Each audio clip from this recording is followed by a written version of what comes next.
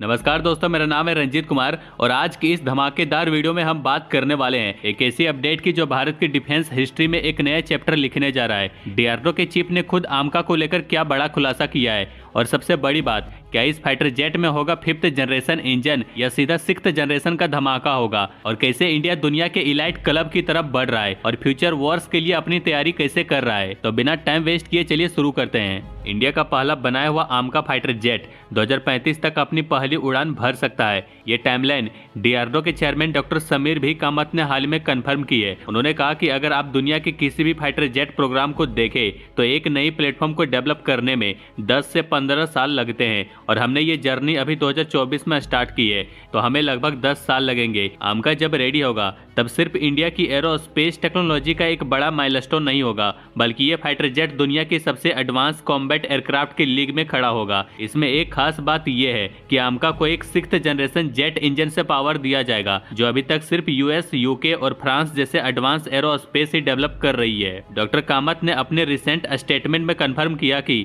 आमका के लिए India 5th generation propulsion technology को छोड़कर सीधा 6th जनरेशन इंजन पर फोकस कर रहा है। उन्होंने बताया कि कावेरी इंजन एक 4th जनरेशन इंजन था, लेकिन आमका को एक 6th जनरेशन इंजन की जरूरत होगी। ये पहली बार नहीं है जब डॉक्टर कामत ने आमका के लिए 6th जनरेशन इंजन की बात की हो। इससे पहले भी उन्होंने इस प्लान को लेकर अपना कमिटमेंट दिखाया है। अब ये कंफर्म हो गया है कि आमका के लिए जो इंजन डेवलप होगा उसमें variable cycle engine technology use होगी, जो मिशन के हिसाब से हाई थ्रस्ट और हाई एफिशिएंसी मोड में स्विच कर सकती है। ये VC इंजन्स अभी दुनिया में सिर्फ रिसर्च स्टेज में है। यूएस का एडेप्टिव इंजन ट्रांसमिशन प्रोग्राम और यूरोप का FCAS engine project variable cycle engine की खास बात यह है, ये 5th जनरेशन इंजन जैसे यूएस का F135 या रशिया का AL41 F1 से कई गुना एफिशिएंट होती है। एयरफ्लो और बाईपास रेशियो को डायनामिकली एडजस्ट करके ये इंजन 25% ज्यादा फ्यूल इफिशिएंसी, लंबी रेंज और थर्मल मैनेजमेंट का एडवांटेज देता है, जो कि डायरेक्टेड एनर्जी वेपन्स जैसी हाई पावर सिस्टम के लिए भी परफेक्ट है। इंडिया का इस डायरेक्शन में मूव करना एक बोल्ड और हाई सेक गैम्बल है। अगर सक्सेसफुल हुआ तो इंडिया उन इलाइट देशों के क्लब में शामिल हो जाएगा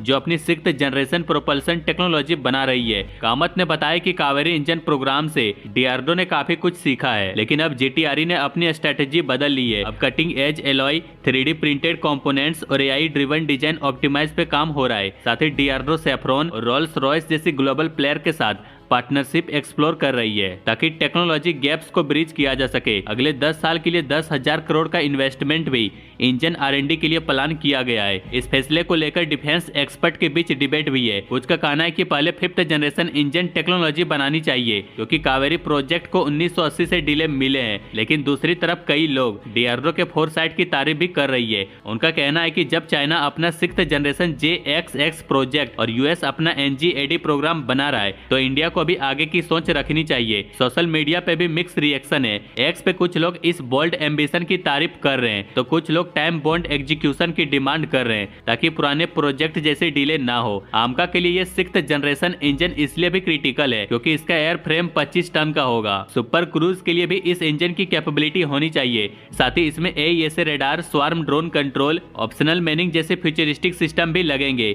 आमका के MK2 वेरिएंट तक जाते जाते जो 2040 तक उम्मीद है, उसमें 6th generation feature fully integrated होंगे। डीआरडीओ का प्लान है कि 2032 तक एक VCE प्रोटोटाइप का टेस्ट कर लिया जाए। इसमें गोदरेज एरोस्पेस और L&T जैसे प्राइवेट कंपनी भी मैन्युफैक्चरिंग में कंट्रीब्यूट करेगी। इसके अलावा इंडिया के दूसरे इंडिजिनस डिफेंस प्रोग्राम भी अब फाइनल स्टेज में है। कामत ने बताया कि बहुत सारे प्रोजेक्ट कंप्लीट होने के करीब है। अगले 6 महीने से 1 साल के अंदर आप देखेंगे कि कई सारे सिस्टम इंडक्शन के लिए रेडी हो जाएंगे। इनमें main portable anti tank guided missile, very short range air defence system और LCA MK2 फाइटर जेट का पहला फ्लाइट भी शामिल है। आमका project 6th generation engine development और कई नए इंडिजिनस वेपन के साथ लगता है कि इंडिया की डिफेंस स्ट्रेटजी एक नए लेवल पर पहुंच रही है, जो ज्यादा फास्ट, स्मार्ट और अपने ही देश में बनाई गई होगी। और सबसे बड़ी बात, फ्यूचर वॉर के लिए इंडिया अपनी एडवांस कॉम्बैट रेडीनेस को सॉलिड ग्राउंड पर ले आने वाला है। इंडिया के मिलिट्री मॉडर्नाइजेशन पर अपडेट्स के लिए बने रहिए।